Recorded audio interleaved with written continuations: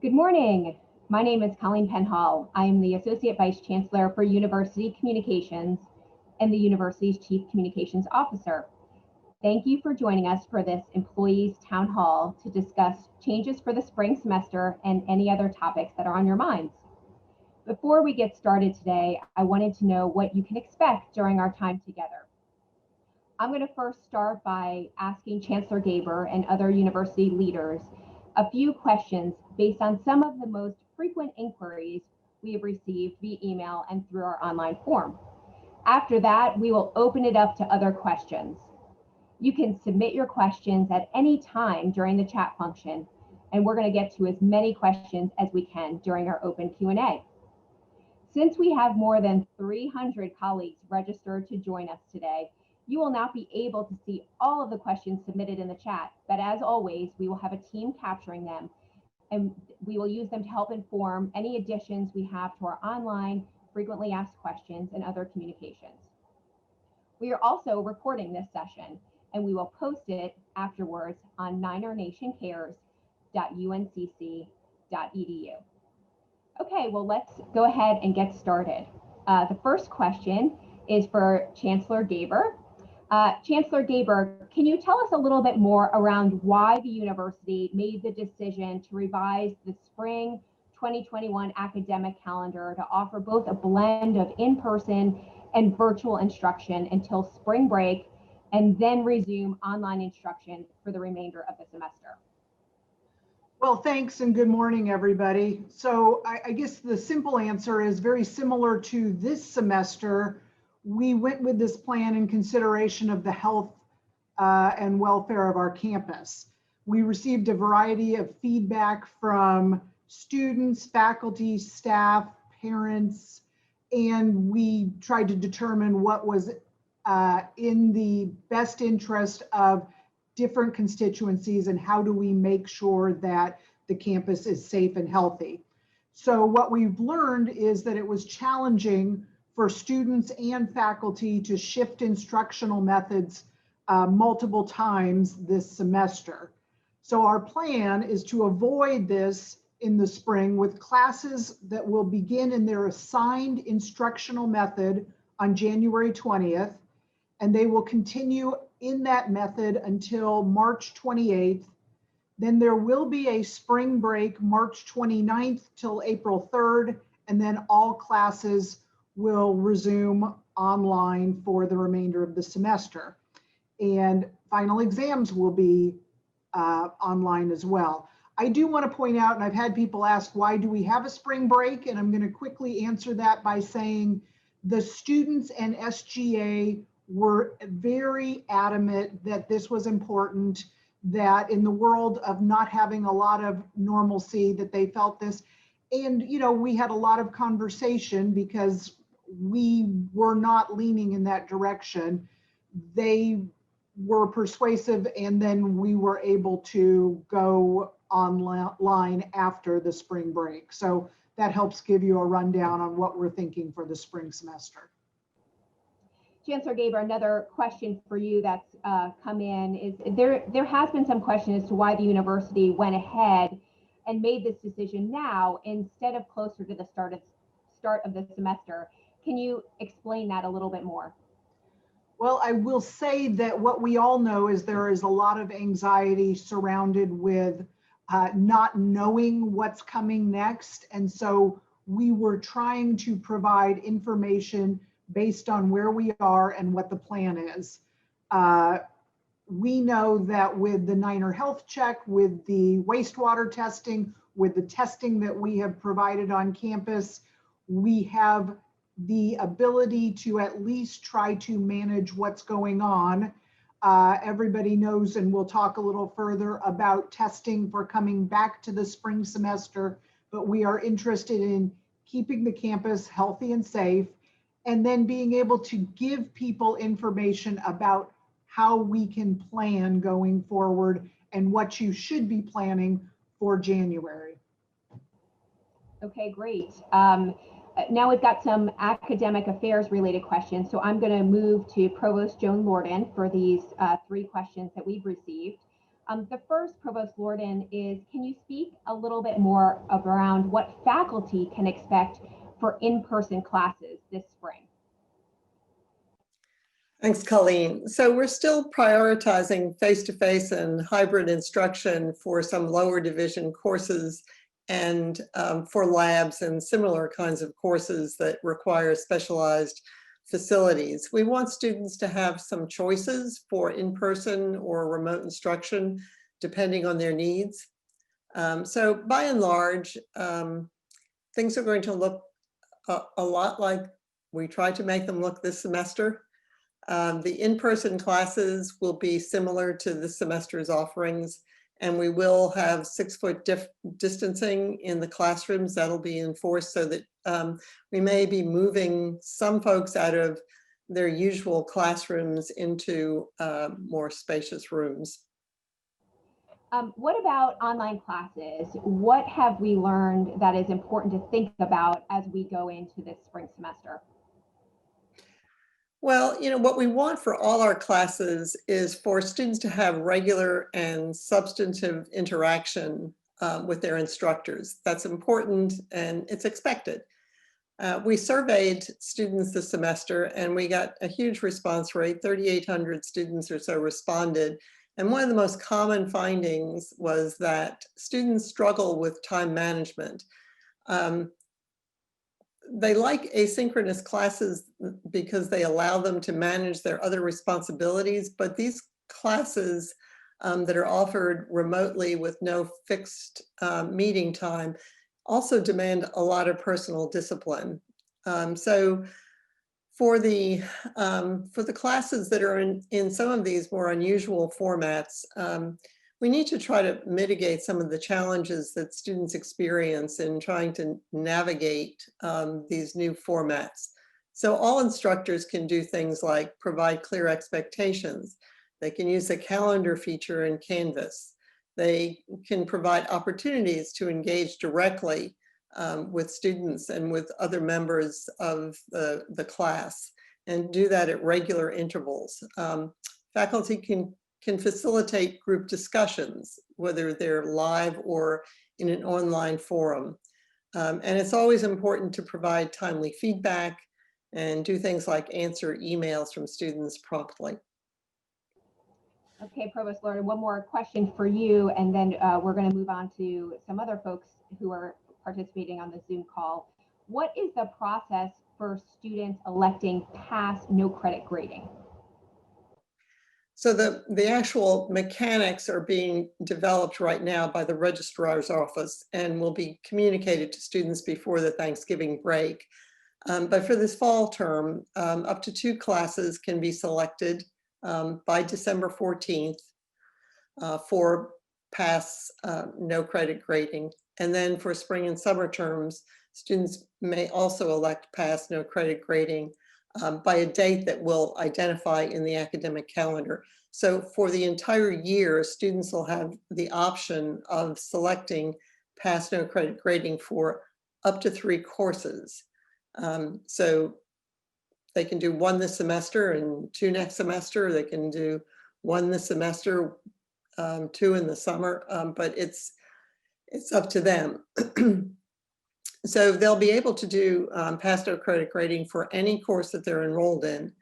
But if they elect a grade of pass, they won't be able to progress in any course that requires a C or better without departmental approval. So this amends the current academic policy on pass no credit grading, and it does it for the rest of the academic year. And it applies to undergraduate students only. Okay, great. Thanks, Provost Lorden. I see some questions coming in the chat function, so I have a feeling we're going to come back to you at the end of today's facilitated Q&A. Again, you can submit questions at any time using the chat feature, and we are logging all those questions, and we'll try to answer as many as we can at the end of today's facilitated Q&A. I'm now going to move to Dr. Robert Jones, our medical director. Dr. Jones, one of the things that the university did a bit differently this year was requiring a flu shot attestation form for everyone, which I want to remind everyone is due on Monday. Can you talk about why that decision was made and why it is so important to get a flu shot, even though it won't prevent COVID-19? Thanks, Colleen. Good morning, everybody. The flu attestation process was made to try and get as many people as possible vaccinated for influenza this year. And that was in an effort to keep the campus community safe and healthy, and help mitigate the volume of illness on the campus through cold, flu, and respiratory virus season. What we know is that the flu vaccine can decrease your risk of getting the flu. There's studies that have shown that the flu vaccine has prevented 3 or 4 million flu-related illnesses every year. And so then the ability to try and prevent illnesses, it works fairly well. Another part of that is what we know this year, happily, is the experience of the Southern Hemisphere. So Australia, South Africa, and the like have weathered the flu season better this year than in previous years. And so we think that perhaps that's partly from the flu vaccine and partly as well from some of the other sort of mitigation factors that we've been using, like wearing a mask, washing your hands, keeping near physical distance, those kinds of things. So hopefully all of those things together will help us sort of get through this cold, flu, and respiratory virus season a little bit better. The flu vaccine also, particularly as pertains this year to its interaction with COVID, decreases hospitalization. So that it's the same drum we beat every year for the flu, but flu makes a lot of people sick and kills a lot of people every year on its own in the pre-COVID times. And so getting that vaccine then decreases the risk of getting it, but also decreases the number of hospitalizations and therefore the impact on the healthcare system, which will be particularly important this year while we're in the middle of this COVID pandemic. It will also reduce the severity of the illness if indeed you do get ill this winter. So if you do end up getting the flu or some other respiratory virus, can decrease the severity of that illness. The other thing that's important is that the flu vaccine not only protects you, but it protects the people around you. So your loved ones, your children, your older family members, those people around you that are infirmed or have chronic medical illnesses, it can be helpful for them as well. The attestation form is due, like Colleen said, on Monday, the 16th, but also know that there is another flu shot clinic. We've done, 5 or 6 of them now. There's another flu shot clinic on Monday from 10 to 4 in the Union up on the 3rd floor. So if you haven't gotten your shot yet, please go. The flu shot clinics have been very, very well attended. We've run out of flu vaccines several times, and so we're ramping up for a big turnout this coming Monday. So again, if you haven't gotten it yet, please get it that day. There are on the flu attestation form, there is the opportunity to acknowledge an exemption you may feel you have, whether it's a medical exemption or a religious exemption. And so you go to the form and you select that option if that fits your situation. So the other thing is, I guess I'll say the last thing is that the influenza and COVID have similar symptoms. And so having been vaccinated for influenza, which is the one thing we have a vaccine for at this point, perhaps will make it easier to discern when and if you get ill and see your physician, which things are most likely and what we need to be testing you for. So for all those reasons, I think it's important to get the flu vaccine this year. We want everybody to get it that can. And again, don't forget about the flu shot clinic on Monday. Great, thanks, Dr. Jones. I will attest to the fact that I did go to one of the flu shot clinics on campus, and it was a really easy process. And I know thousands of our students, faculty, and staff have been through it. We have over 25,000 flu attestations that have been completed already. So we just want to make sure that we have all of them completed by Monday as well. So that flu shot clinic, if you haven't had a chance, I encourage you to use it. It was a really easy process. Now we're going to move to testing. I know that's another thing that is on everyone's minds. We're going to go to Dr. Rick Tankersley, our Vice Chancellor for Research and Economic Development. Dr. Tankersley, in the Niner notice last week, we announced the university will be offering testing for students before Thanksgiving break and require testing when we return to campus in January. Can you explain a little bit more behind the decisions behind this sort of testing? Sure. Thank you, Colleen, and good morning, everyone. One of the things I'll talk a little bit about the exit testing that we're doing starting next week, and then the re-entry testing that we'll be doing in January. We know that the holidays pose added risk for all of us as we begin to travel, gather with family and friends for the Thanksgiving holiday, and especially with our students leaving campus and going home for the duration of the semester. So in order to help mitigate some of the challenges with that, we've partnered with the Mecklenburg County Health Department to offer free COVID testing on campus starting next Thursday, Friday, and Saturday. That will be available in the SAC. It's you have to register ahead of time and get a voucher for the test. It's a very fast, swift process. We've in this partnership have a commercial laboratory that will be on campus doing that testing. It is voluntary, but we're encouraging everyone, students, faculty, and staff to go by and get tested. It'll take a couple of days probably for you to receive your results, so we encourage you to plan ahead and make sure that the timing of your test corresponds with your exit from campus or the travel plans that you may have over the Thanksgiving holiday. I'll also add that if your travel plans have you traveling closer to Thanksgiving, that next week on Monday and Tuesday, we'll offer the same type of testing through our campus laboratory, through the testing clinic that's available adjacent to the Student Health Center. You'll need to schedule an appointment for that test. The information for contacting our clinic schedulers is on the Niners Cares website. So I encourage you to do that. In January, as we start the spring semester, we'll be requiring all students who will be on campus, all resident students, any student who will be in-person classes, and any staff and faculty that are either teaching face-to-face classes or will have an increased likelihood of coming in close contact with students and the public to get tested prior to the start of the semester. We're still working out the details of that plan, but it'll be something similar to what we've put together for our exit testing, where we'll have testing available, free testing available on campus. There'll be an opportunity to come by, make an appointment, come by, get tested, and that will be a requirement for anyone who will be engaged in campus activities in the spring semester.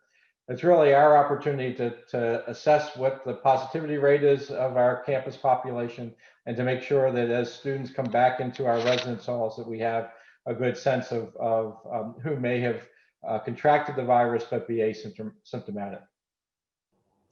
And Rick, I see a question coming in the chat function that maybe you could quickly answer for us. What type of testing is it? Is it the nasal swab, or can you clarify what type of testing it is?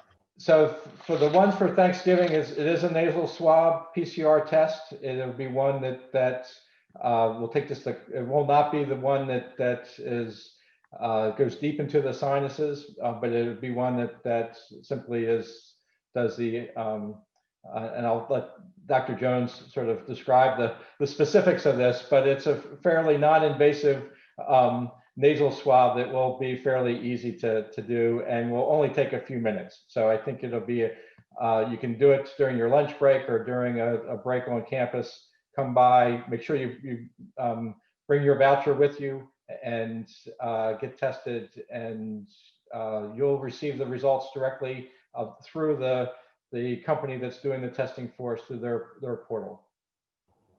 Okay, great. One more question for you, Rick, and then we're going to move on here.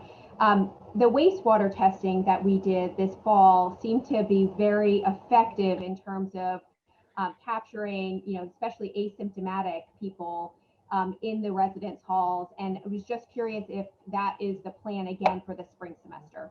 Yes, so we've been very happy with the success of our wastewater testing program. Our fingers are crossed for the remaining part of this semester. And as we go into the spring semester, our goal is to continue that monitoring effort and even broaden it further throughout campus to do a better job of covering more parts of campus and more buildings on campus.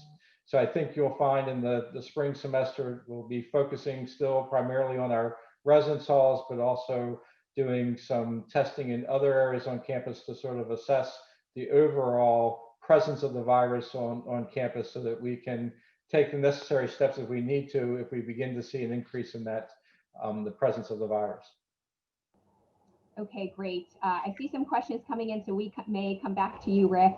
Again, you can submit questions at any time using the chat feature. We're going to move on to Rich Steele, our Associate Vice Chancellor for Business Services, because parking and dining are always on people's minds. So we're going to ask the expert here on parking and dining. So first, Rich, what will parking fees be for faculty and staff in light of the changes this semester, in the spring semester? Will they be adjusted?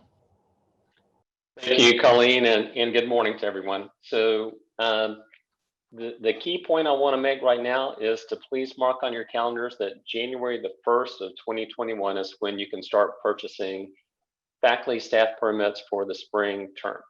Now, as you may know, our parking permits are prorated. So there is a proration schedule, meaning at any point in time, when you purchase a permit, it is based on when you purchase. And if at any point in time you deem you need to cancel your permit, the value of the permit is also prorated. Because of the change in the spring semester calendar, we are adjusting our proration schedules, and those will be posted by December the 1st. Now, your situation may be complex, or you may have questions about what is your best option in terms of permits. And please, we ask that you contact our Parking Communications Center, and that number is 70161. Again, 70161, for any questions that you might have about your best path. Okay, great. Thanks, Rich. Another question that is on minds is we have so many great dining options on campus. What will be available to employees in the spring, and will there be similar restrictions in place as we saw in the fall? So for the spring semester, we will continue to operate an array of dining services. We will have Starbucks and Chick-fil-A and Bojangles and Wendy's and Panda Express. Also, the Market and the Union will be open, and Crown to Go. Crown to Go, which is the mobile ordering only option that is working out of the bistro, we will expand that menu to add additional vegan and vegetarian options. So that's something to look forward to. We did restrict that faculty staff could not use Crown Commons. Now, and that will continue. We don't anticipate any other restrictions for faculty and staff for the spring semester, but if things change and we find that we do need to add restrictions, we will certainly provide ample notice for that. One thing I do want to mention is in South Village, so SoBi will start offering anytime takeaway meals. So for any meal during the day, if you want to go to SoBi and get your meal to go, throughout the spring semester and actually starting after Thanksgiving, you can get a to-go meal from SoBi. Great. Thank you so much, Rich. We're going to move on. I see a few questions coming in the chat function, so we may come back to Rich a little bit later. We're actually going to move on to athletics with our athletic director, Mike Hill. Obviously, there was some news on Tuesday about making the difficult decision to institute some furloughs for some of our employees in the athletic department. Mike, can you talk a little bit more about the decision to do this and the rationale behind it? Certainly. Well, really difficult decision to make, obviously, something that, quite frankly, we had avoided making for quite a while. When you look around the country and see athletic programs really at the highest levels from the Big Ten, you look at schools like Michigan and Ohio State, Texas, Stanford, North Carolina, Chapel Hill, on and on and on. This has occurred. We did not feel that taking an action like that was something that we would do unless it was really necessary financially. We didn't feel that it was an action that we wanted to take simply because others were doing it.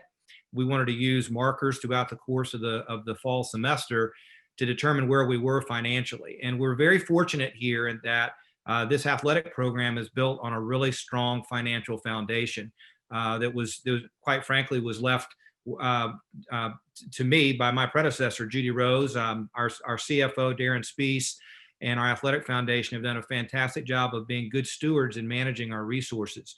So we weren't going to make a cavalier decision and just furlough because others were doing it. But as the year progressed and we saw revenue streams of ours sort of fall by the wayside when we were not, for example, allowed to honor season football tickets because of the limited capacity, it appears that it's going to be really, really difficult for us to accommodate fans at basketball. While we've not made a final decision yet about basketball, the revenue streams there look increasingly unlikely. Sponsorship revenues are being affected. Our football team was scheduled to play a game in the fall at Tennessee, which was canceled by Tennessee. That was a 7-figure loss. So in the end, all of these revenue streams being affected left us really with no choice. And so, I'm really proud of our staff, the way they handled difficult news. I think they've looked around the country and they've seen other athletic programs really having to take much more difficult furlough situations, and in many cases, layoffs and elimination of positions. And we're not in that situation at all. We've put in place a 10-day furlough that begins November 23rd and extends to the end of the fiscal year in June. So our employees have essentially 7 months to be able to spread out those 10 days over that time. And while nothing is painless when you're reducing salaries, I think it helps some that it doesn't all happen at one time and people can really choose when they're going to take those hours or take those days. But obviously challenging times in the world of college athletics, challenging times in higher education, and we're going to continue to manage it responsibly. But at the same time, I do want to reemphasize the strength of our athletic program financially remains, and this is just one piece of our mitigation and the financial losses. Well, I know, Mike, we're all excited to get back and cheering you on and the 49ers on and all of your athletic events. So we look forward to the day that we can do that more consistently in person. I'm going to move on along the same topic around the financial impact to the university. And so I'd like to move to Beth Hardin, our Vice Chancellor for Business Affairs. Beth, last time we were together, you did speak about the budget as it relates to the pandemic and the associated recession. Could you provide an update on where we are now with the proactive budget reduction the university chose to do this year?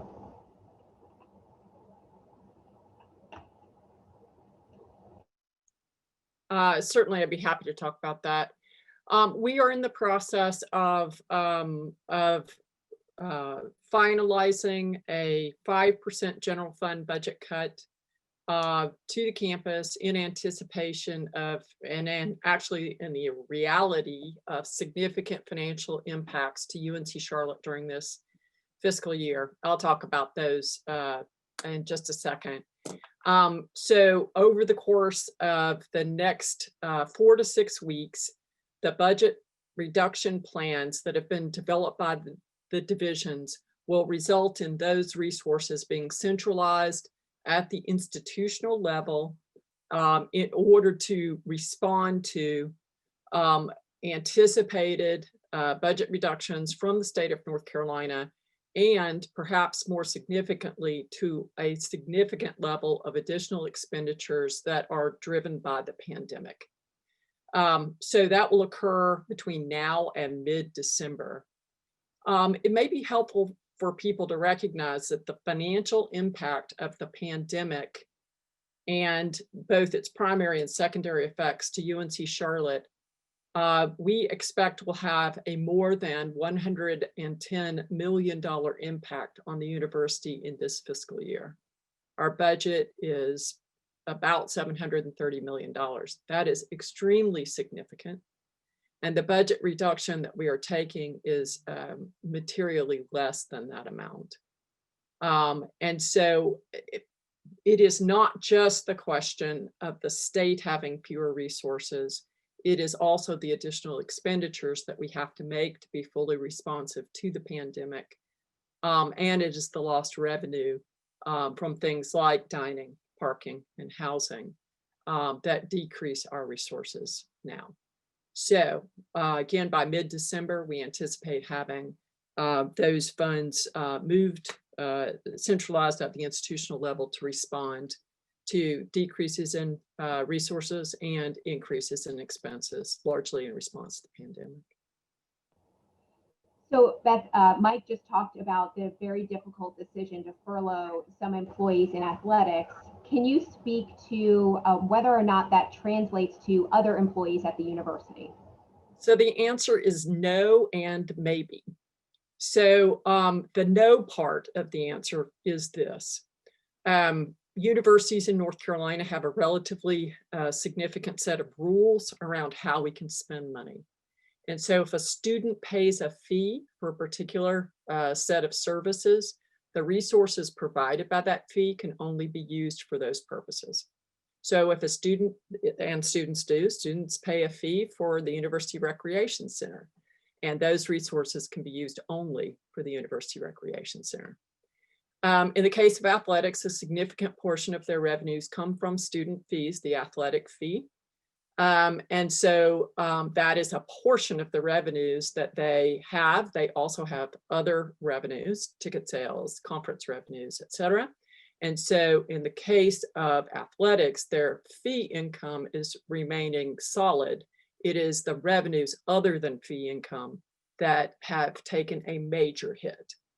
And so they are responding to the loss of revenue within their sphere of operations. So it does not translate that the losses of revenue streams in athletics would similarly occur in other areas. So that's the no part. Athletics has a certain stream of revenues. A portion of them have been very adversely impacted. Therefore, they're responding with a furlough. For areas that are supported in ways where we have not seen material decreases in revenue. So for example, a unit supported by fees, where our enrollment has remained solid and the fee revenue has been good, has a more positive outlook in terms of financial outlook and implications about a possible furlough. Those would be low. And there are other areas, there are areas on campus that have had tremendous decreases in revenue. They are largely what's called receipt supported. Housing, dining, parking are the ones that are best known and the most adversely affected. But labor services is one of those too, as well. And so there are other areas. In those cases, we are using largely fund balance. We're reducing expenses, of course. And we've renegotiated contracts. We've not hired people. Our contractors have laid off people, but that's different from our university employees. So keep that in mind. So we've done much to reduce expenses in those areas, but we will also be able to absorb a significant portion of those expenses through existing fund balances. On the general fund side of the house, there's no equivalent to fund balance. On the auxiliary side of the house, there is. So again, it is a complicated answer. Athletics is doing what they need to do given the resources available to them. Other areas will have slightly different, and in some cases, materially different stories. I cannot tell you that there will be no other furloughs at UNC Charlotte. That would be a misrepresentation. But just because athletics is having a furlough now does not mean necessarily that we will have other furloughs. Okay, thanks, Beth. And at this point, we are going to move to the questions that are on your minds, the questions that have come in through the chat feature. So again, at any time, if you want to submit a question, we're going to get to as many as we can in the next half hour. The first one I'm going to start with is for Chancellor Gaber. The first question is, if they release a COVID vaccine, will this be required by the university, and will we offer it on campus? Well, so as you can imagine, we are part of the UNC system, and we take our guidance both from the UNC system and from the state. It's a little premature to understand exactly what that looks like and where we are to be able to say that everybody would have to have it, and what that looks like in terms of how long it is effective, et cetera. We will continue to get that information and understand what that looks like, and then make some decisions based on what the guidance is, both from the system and from the State Department of Health and Human Services. If the state says that all universities are doing this, then we know all universities are doing this. So I think there's information that will come forward. I think everybody on this town hall recognizes, just like with children going to K-12, there are a set of immunization requirements. We will understand this as we move forward and live within the guidance that is provided to us.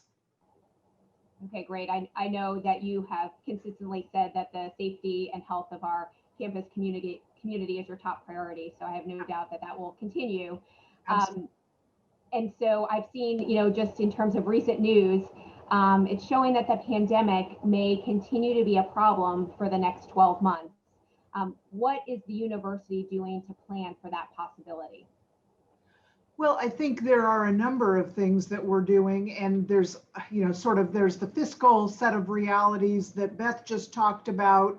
There is sort of the things that the provost has talked about in terms of how are our faculty continuing to adapt to assist our students.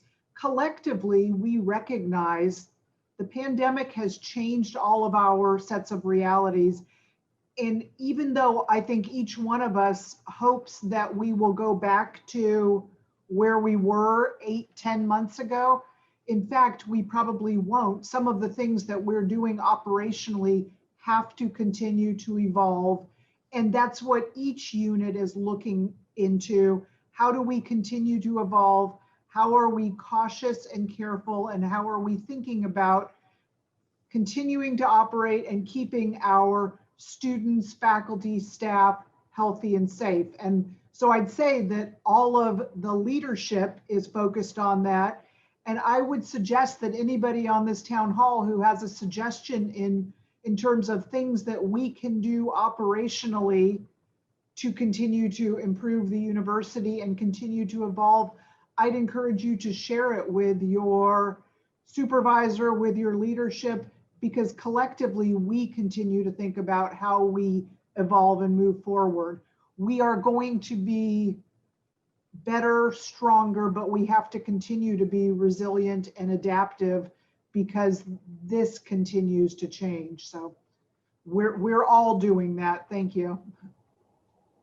Great. I see, again, you can submit questions at any time during the chat feature. I see a number of questions coming in related to academic affairs. So I'm going to go back to Provost Lorden for these next couple of questions that we've received from you. The first, Provost Lorden, is if the class is a multi-day course, will students be allowed to participate in all days if the class is virtual or hybrid? Well, if the class is completely virtual, that is, if it's a synchronous class that meets on a regular schedule, then yes, students should be able to participate every day. The complicated part is the hybrid classes, because the hybrid classes have an in-person element. And so in order to maintain social distancing, the way the hybrid classes generally work is that the class is divided so that some students go one day and other students go another day. And then there's a virtually mediated part of the course that both groups of students share. So in that case, students would not be able to go, say, both Tuesday and Thursday because we wouldn't have the space in the classroom at safe distances. Okay, another question for you, Provost Lorden. Will there be in-person course offerings for the summer term 2021, or will it be 100% online like it was this past summer? We're hoping to plan for some in-person classes, but I think what we've seen this year is that to do an in-person class means that you have to be able to spread people out. I fully expect that in summer we'll be in the same position. And so it will limit what we can do in person, but we would like to be able to offer some in-person classes. Okay, a couple of questions coming in related to pass and no credit option. The first one is, will students who withdrew from a class or multiple classes before the pass no credit policy be allowed back in? And sort of second to that, what if they've missed too much coursework? Will they be allowed to withdraw or re-withdraw? Now, the students who withdrew, I think, withdrew for probably valid reasons. What we've seen in terms of student withdrawal this semester is that withdrawal from individual courses looks a lot like what we would have seen any semester. In fact, we're running about 5% behind what we saw in 2019. What's different this semester is that more students have withdrawn completely from the semester. So they've basically withdrawn from the university. They're stopping out. And for those students, I think the reasons are a little bit different.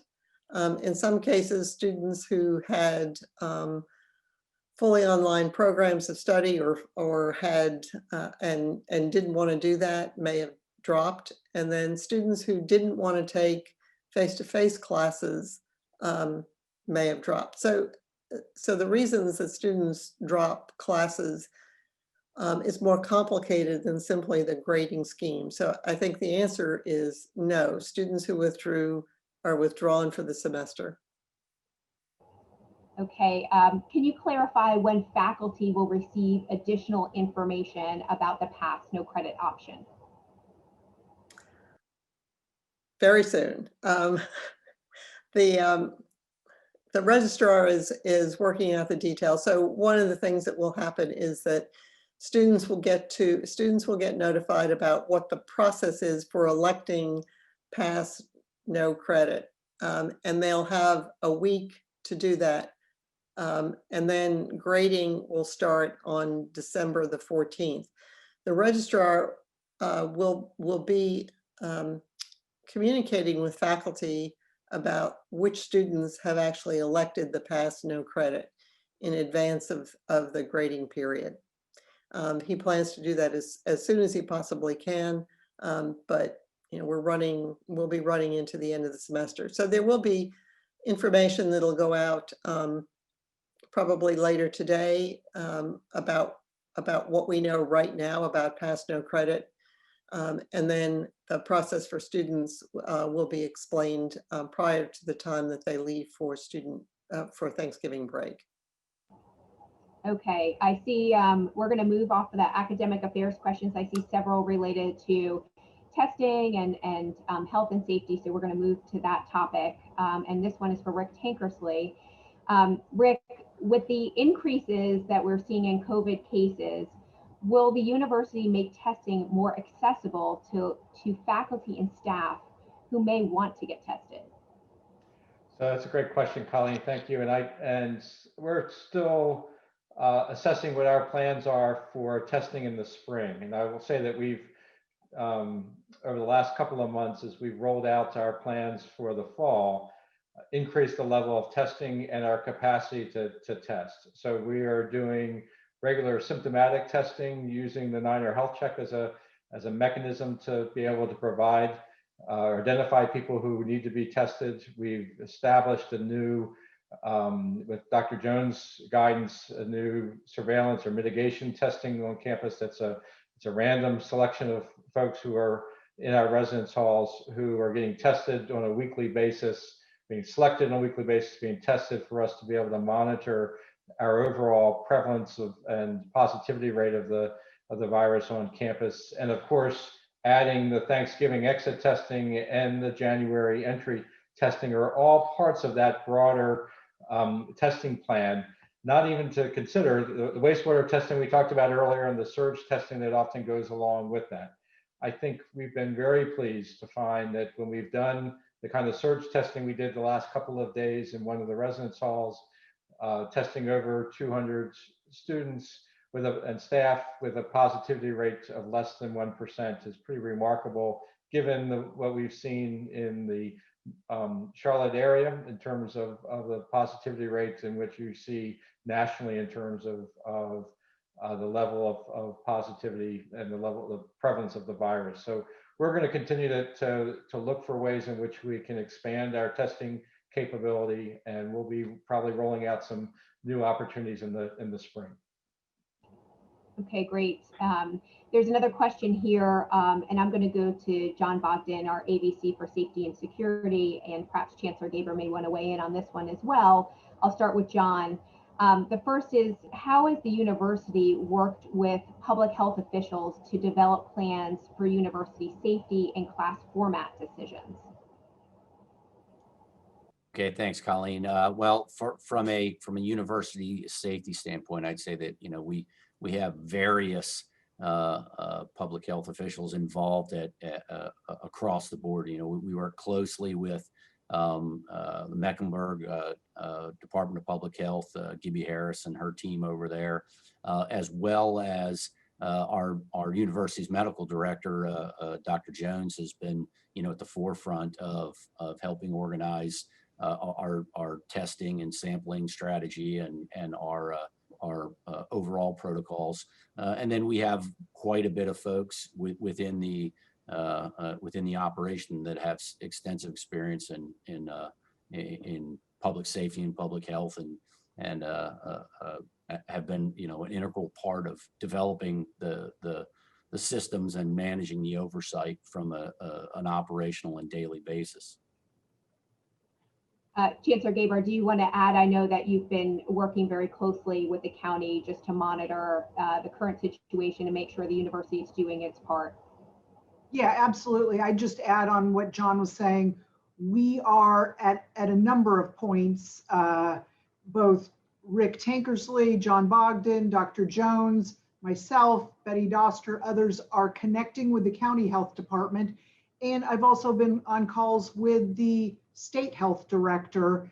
All of the chancellors of all of the universities have been on those to be able to talk about what the universities are doing. So certainly we are trying to get the information from the state and the county and coordinate our efforts following best health, safety, welfare practices and protocols. Okay, great. Thanks for that. I see a number of questions coming in related to layoffs and furloughs. So I'm going to go to Beth Harden for these series of questions. The first is, Beth, would the university institute furloughs across the institution, or would it be more likely coordinated with the individual divisions? Let me explain first what a furlough is and how that differs from a reduction in force or layoff. Our furlough is intended to be a temporary reduction in the amount of work done by an employee who we expect to return to full capacity at some point in the foreseeable future. Foreseeable in this case generally means 12-month period of time, although that's typically broken into fiscal years. That's fancy language for the year that ends June 30th of each year. Tends to be a budget year. And so furlough would be a role and an individual whose responsibilities we expect to continue to be needed in the future. And we're going through a temporary period of either lacking resources or in some cases lacking work. Reductions in force are permanent eliminations of roles.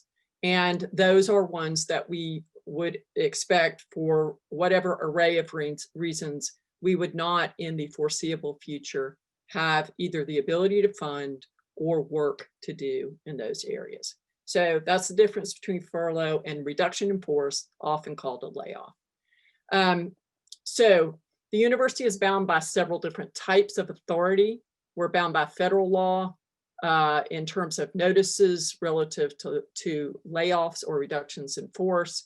In some cases, we are bound by a great deal by the University of North Carolina policy.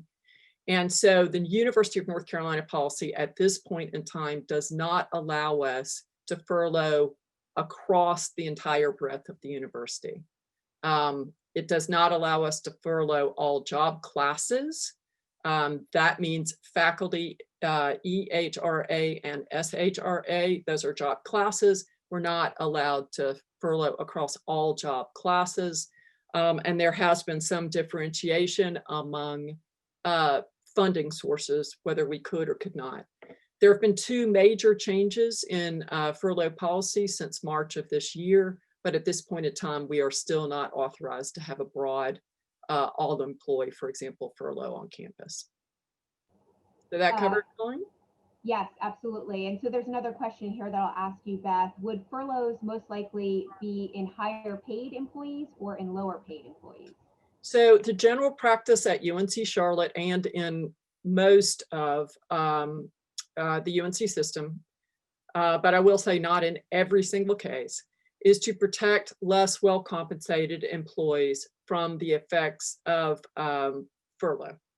And so typically a campus will identify a salary level below which employees will not be furloughed. Within the UNC system, I have seen that level be in some cases about $40,000. It is more commonly about $50,000. And again, in those cases, employees who make less than that established dollar level would be essentially exempt from furloughs. Okay, on that topic, I've got a couple of questions for Gary Stennett, our ABC of Human Resources. So I'm going to go to you, Gary. The first is, how do furloughs affect an employee's longevity and their time accrued? Well, let's just take the example of athletics for the handful of SHRA employees that might have been impacted by that. It's minimal because no employee in that circumstance is being asked to reduce more than 50% of their time, or to be asked to reduce for 30 or more days continually. So the short answer is it would depend. For those that aren't familiar with longevity pay, it is an annual supplement paid to SHRA employees who have 10 or more years of service. If it happened that somebody was furloughed at the time they were due to receive a longevity check and they returned to service, they would get that when they returned. Okay, thanks, Gary. A couple other questions for you. The first is there a hiring freeze? And sort of as a second to that, does this apply to pre-existing vacated positions? There never has been a hiring freeze. What happened in late March, the UNC system president at the time, Dr. Roper, put out guidance that said there should be a halt on non-essential HR actions related to hiring, related to position modifications, related to salary increases. But they allowed a narrow band of exceptions that the chancellor or his or her designee on a UNC campus could approve, and we have approved some exceptions. Most notably, those exceptions relate to issues that are critical to the university's COVID response, issues that might in some cases be required by law, issues that are critical to the infrastructure of the university, meaning that were this action not to proceed, there could be a critical adverse impact. So we have approved exceptions, and we approve those as they come in and as they are reviewed. And we have to report every exception to the system office. So the short answer is there is not at this point a hiring freeze per se. Gary, another question that's come in is currently employees can use paid time off like sick time interchangeably with vacation time through the end of 2020. Will this continue in 2021? Well, that's an excellent question. And one of the ones that I frequently get is, hey, at year-end roll, calendar year-end roll, when typically anything over 240 hours of vacation leave by state law and policy rolls to sick leave, there is a growing interest among many to have that excess balance continue. The short answer is that's not going to continue. There are lots of complicated reasons why. And it's not, frankly, it's not in every employee's interest to not have that excess amount rolled to sick leave. For instance, for somebody that contemplates retiring in the near term, sick leave for those that are in the teacher state retirement system counts for service credit. So they actually are benefited by having a higher sick leave balance available at the time that they choose to retire, as it affects their pension calculation. So the bottom line is the year-end roll will continue in January the way it has in the past. But as this question alludes to, since between July 1 and the end of December currently, there is a special provision to be able to use leave interchangeably between vacation leave, sick leave, and bonus leave for any reason. But most notably, if you think about it, the reason the state allowed that is to make sure that people had plenty of access to leave should they get into a situation medically that it's necessary for them to try to use whatever leave they've got available to them. I have advocated strongly to the system office, and they, on behalf of the UNC campuses, to the Office of State HR, that we very much want to see that interchangeable use of leave continue into the next calendar year. This situation is not going to go away. If it was important to do it between July and December, it's equally important to continue it, in my humble opinion. And if that is to happen, and if that is approved, then it takes off the table this concern about excess vacation leave rolling to sick leave. But to this point, we do not have an answer on that. There are many provisions that have come to us from the Family First Coronavirus Response Act to other things related to administrative leave that's come out of the state that have all been sort of tied to the end of December. And it's mere speculation, but I am exceedingly hopeful that we will get clarity soon on what happens to those things that today are scheduled to sunset at the end of December. And will they continue? Because we need to know that, we need to communicate that, employees need to be able to plan for it, so on and so forth. I'm going to go over to a couple questions related to our students. So I'm going to go to Kevin Bailey, our Vice Chancellor for Student Affairs. Bailey, one of the questions that is on everyone's mind is, have the students been following the safety protocols the university has established? I know you've done a lot of communications, especially around Halloween, to make sure that students were following the most appropriate protocols. But from your perspective, has that been working? Thanks, Colleen, and good morning, everyone. Happy Friday. We have not removed a student from housing or from the institution for failing to comply with our requests as it relates to wearing a face covering, either in the residence halls, in class, or when they're unable to maintain 6 feet of separation. We certainly have come close, but no one has been removed. I would say, generally speaking, student behavior has been good. My colleagues earlier talked about the idea of some of the surge and mitigation testing that's been going on. Students have been very compliant, with it, and based on some of the news articles that you've seen, have actually been complimentary of the institution for doing some of those things. And so again, while it's been challenging, we've not removed anybody from housing or campus because of it.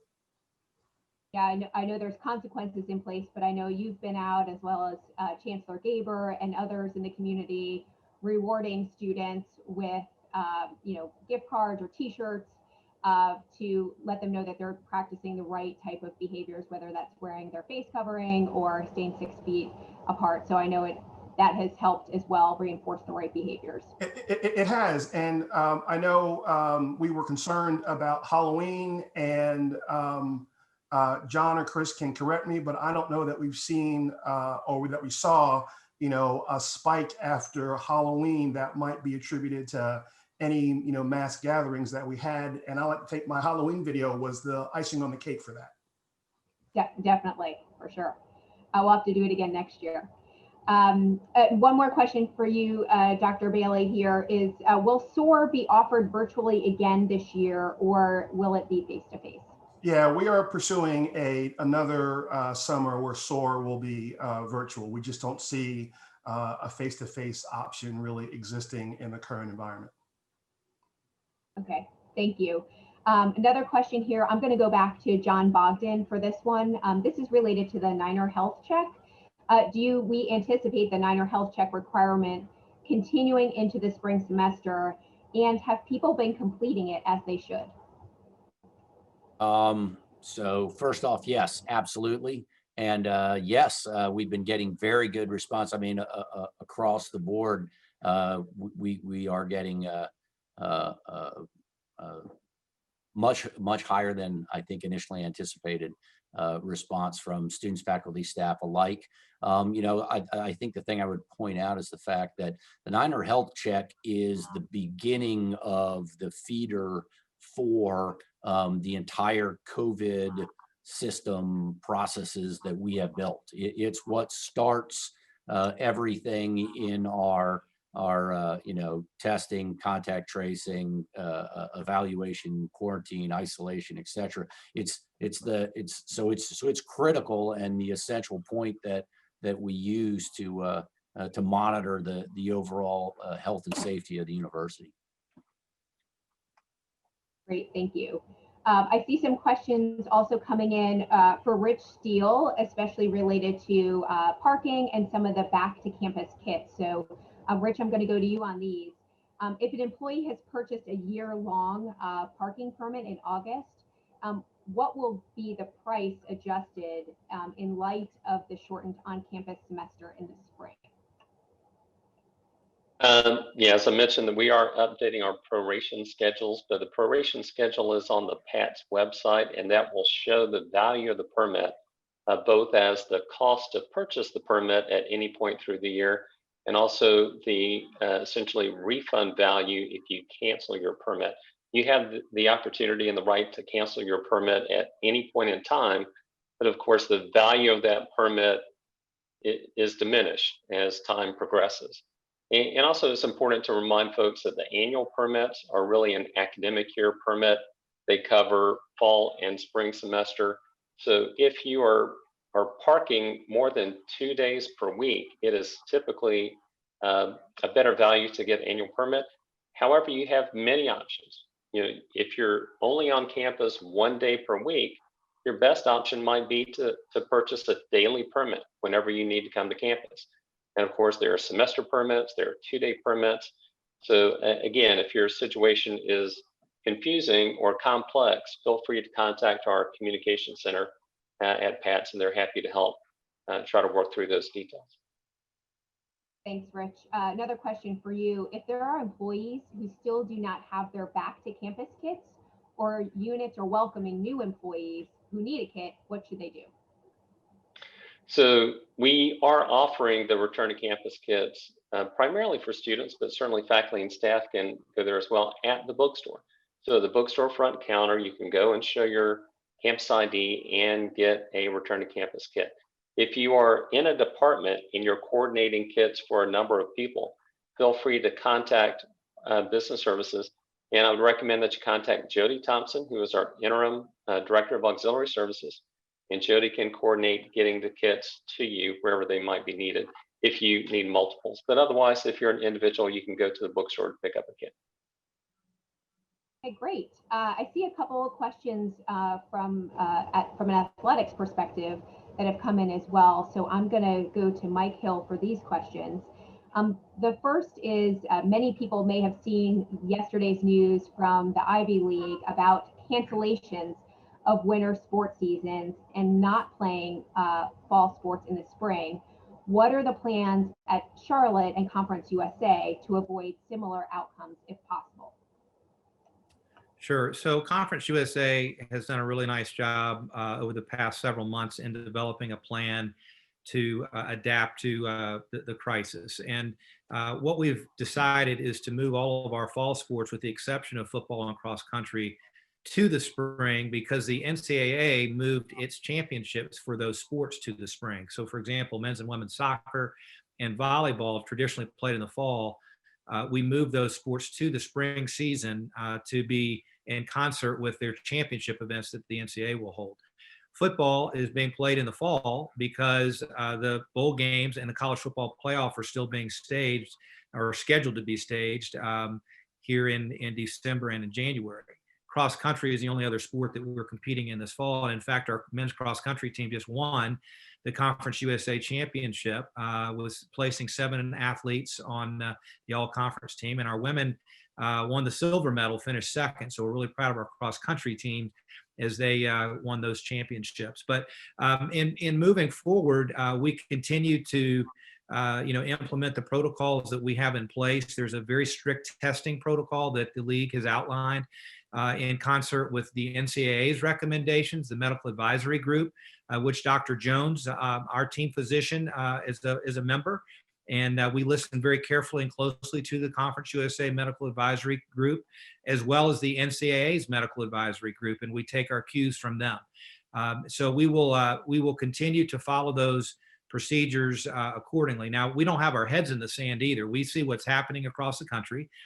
We understand that it seems to be getting more difficult right now to actually compete and play games. So we're paying attention, and if we have to adjust and pivot, we'll certainly do that. But I would also say this: I think it's really important to understand that back in the summer when we were really evaluating whether or not to even try to play, we really listened to our student athletes, and the Chancellor and I both had an opportunity to sit down with the leadership council of our football team and to listen to their opinion about competing, and they desperately want to play. And so that factors into the decision. If we feel we can do this safely as possible, and everybody understands what the protocols and procedures are, that influenced our decision. And our athletes, they want to compete, they want to have a chance to play. Now, in the end, if it's determined that we just can't do it safely, then of course we'll alter our plans. But right now, we still have optimism that we'll be able to proceed and compete in all of those sports over the course of the winter and the spring months.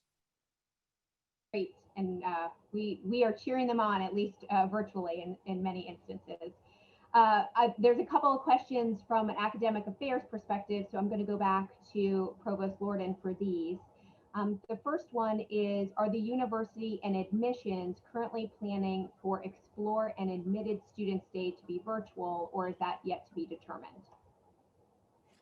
So admissions has gotten very practiced in doing things virtually. They are doing some small campus tours, and you may see them around the campus, but their first, what is typically one of their big events was done virtually and done successfully. So I think those big events will probably continue to be virtual events.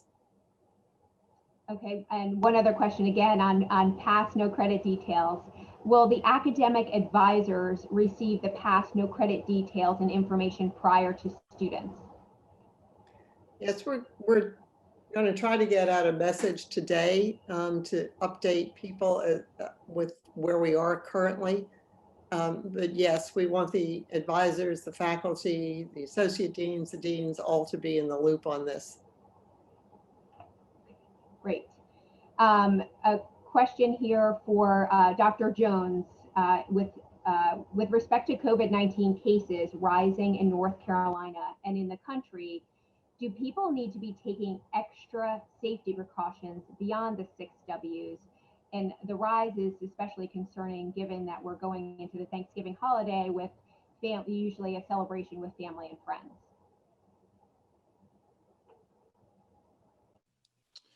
Yeah, thanks, Colleen. Yeah, I think that I guess the short answer to that is yes.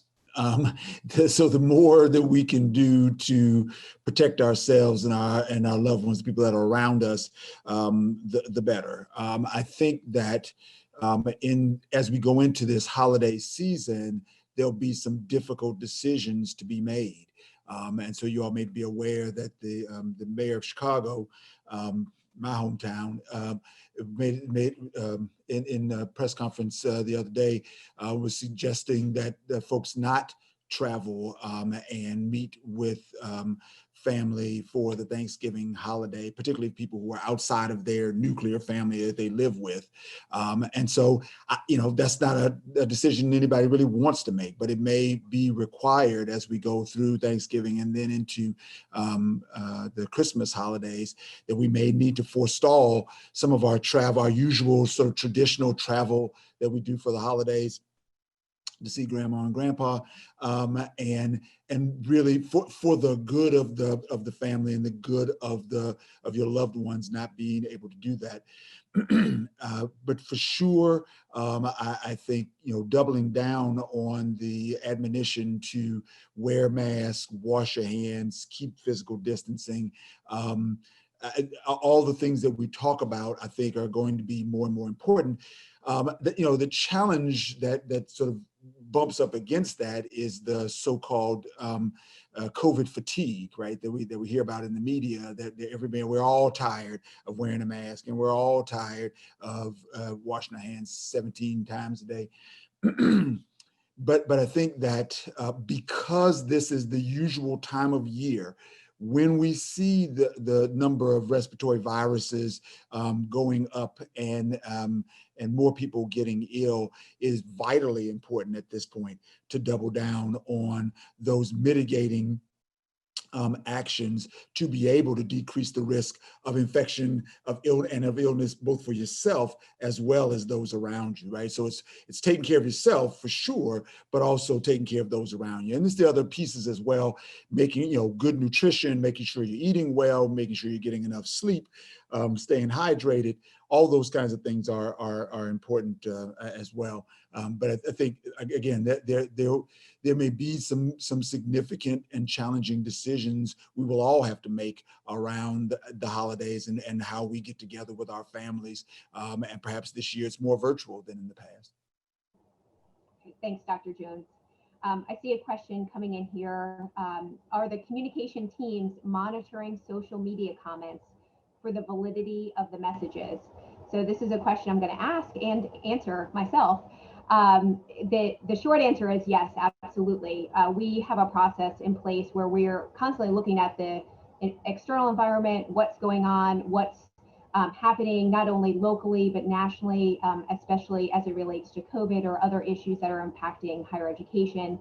When we share messaging or information on social, we are watching certainly what that reaction is, any questions, and making sure that we're adjusting any messages that we need to make sure that they land as intended. And then also, we're just evaluating the external environment to make sure that our any communications that we put out, especially on social, are sensitive to certainly what's happening in the external environment. So absolutely, we are watching and responding and constantly adjusting and adapting to what the questions are of our various stakeholders and responding to that appropriately. So thanks for your question.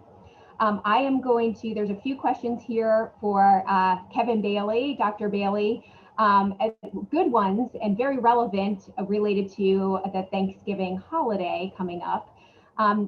and they're related. The first is, how can faculty and staff support the Jamil Niner Pantry, and are a lot of students using it during this time?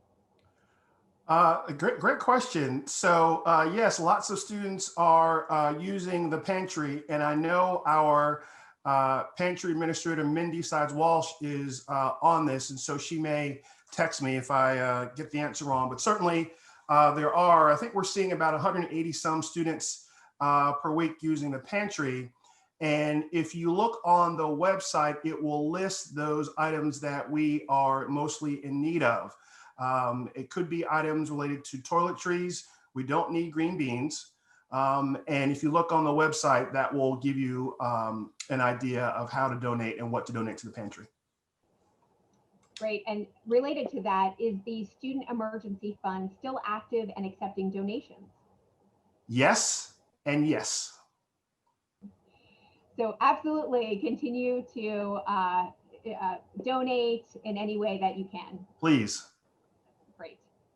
Well, we're going to go ahead and I'm going to let Chancellor Gaber, provide any final parting words with us as we kind of head into this Thanksgiving holiday in the next week and a half or so. So Chancellor Gaber, over to you for any closing comments. Well, I just want to thank everybody on campus for the diligence and hard work. We all know that people are tired. We're tired that we're continuing to go through this. And yet I encourage everybody to remember to stay safe, to wear your mask. I saw that in the chat box. Please remember to wear it when you're around others. Please stay safe over the Thanksgiving break. We truly appreciate all that you're doing for the campus, for our students, for the broader community. It's critically important, and we will come back after Thanksgiving. Obviously, some of that virtual as our students are online, wrap up the semester, and then I wish everybody a nice, restful holiday break. So thank you very much. Go Niners. Well, thanks again for attending today's session. Just as a reminder, today's call was recorded and will be on the Niner Nation Cares website as soon as possible. Niner Nation Cares website is ninernationcares.uncc.edu, and it's your source for all the latest information and FAQs related to the operations for the university for the spring semester as well as fall. If you have any other questions, you can submit them on the Niner Nation Cares website in the Contact Us section. So thanks again for joining us today. Stay safe, stay healthy, and go Niners.